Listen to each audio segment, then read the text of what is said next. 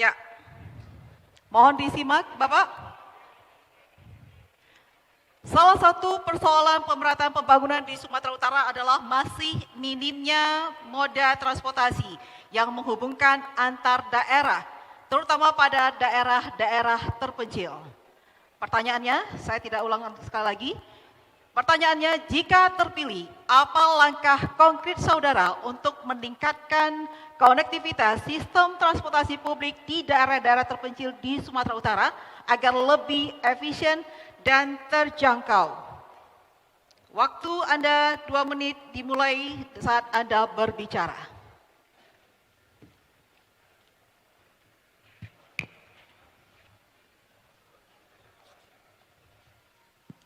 Terima kasih.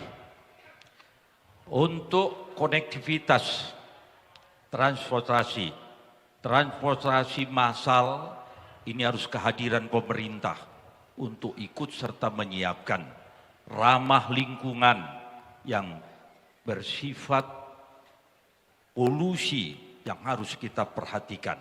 Yang kedua, konektivitas antar provinsi, antar kabupaten, ini harus benar-benar bisa menjawab kebutuhan rakyat di mana pusat-pusat keramaian. Yang ketiga, yaitu perbaikan jalan-jalan yang harus kita perbaiki, mana jalan itu jalan provinsi, jalan kabupaten kota, dan jalan nasional. Ini harus jelas, jangan nanti berbicara jalan itu sampai ke desa-desa, jalan desa pekerjaannya kepala desa, pekerjaannya kecamatan, pekerjaannya kabupaten, bukan urusan gubernur, tapi gubernur mengkoordinir untuk tercapainya itu. Saudara-saudara saya, untuk proses ini kehadiran pemerintah, dia menjadikan loyal. Wali kota, bupati harus ikutin benar. Jangan sembarang mengatur, merubah yang akhirnya kemacetan dan kesulitan rakyat di dalam menjalankan kehidupannya sehari-hari.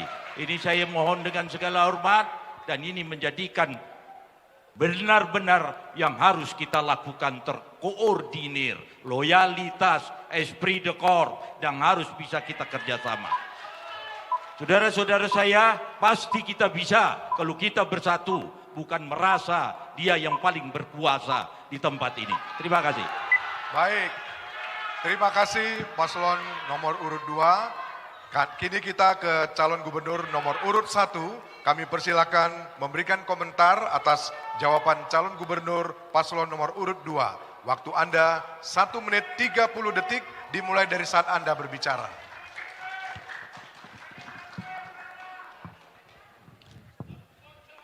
Baik, yang disampaikan Pak Edi tadi tentang moda transportasi ramah lingkungan. Mungkin Pak, rumah Bapak di Johor bisa naik bis listrik dari Pemko Medan, mungkin Pak, bisa lihat Pak. Dan ke depannya ini akan kita tambah. Di Medan akan kita tambah seluruh bis yang ada di kota Medan nanti setelah tanggal 24 kita ganti bus listrik semuanya. Jadi nggak perlu 5 tahun Pak, ini akan kita lakukan. Yang berikutnya tentang moda transportasi di daerah-daerah terpencil. Kalau mau disampaikan, tadi mau disampaikan moda transportasinya, saya yakin kalau sekarang dikasih moda transportasinya 2 bulan, moda transportasi itu hancur. Kenapa? Karena jalannya pun hancur. Kayak mana mau moda transportasi? Oleh karena itu, ke depannya infrastruktur harus benar-benar dijadikan keutamaan. Kalau tadi dibilang desa, kerjaan kepala desa, jalan rusak yang lain dibilang punya nasional. Emang gubernur mau ngapain? Hanya benerin, mohon izin Pak Edi, saya baca-baca di media, Bapak hanya untuk benerin halaman rumah dinas gubernur, 2 miliar Bapak keluarkan Pak. Tapi untuk jalan yang lain, tak ada, nggak mau, malah kepala desa lah, bupati wali kota lah, pemerintah pusat lah. Nah, jangan hanya rumah dinas Pak yang diaspal 2 miliar. Baik, waktu Anda sudah habis. Ya, mohon. Ya, kami mohon para pendukung pasangan calon untuk tetap tertib selama pasangan calon menyampaikan visi misinya. Kami mohon kerjasamanya tetap kondusif supaya sama-sama kita bisa memahami pemaparan dari masing-masing pasangan calon. Kita lanjutkan. Kami persilakan calon gubernur paslon nomor urut 2 untuk menanggapi waktu Anda 1 menit 30 detik dimulai saat Anda berbicara. Terima kasih, saya tahu ada 9 bus listrik di kota Medan ini. Harusnya penyerahannya dari Jakarta itu gubernur yang diajak di situ. Dari gubernur diserahkan ke wali kota dan ditentukan ada kerjasama yang harus diselesaikan. Dan pada akhirnya menjadi suatu keributan dan kendaraan itu sampai sekarang belum terselesaikan. Masih ribut. Yang kedua, kendaraan listrik yang disebut situ adalah dari Johor. Tapi hanya 20% orang yang menggunakan kendaraan tersebut. Kenapa?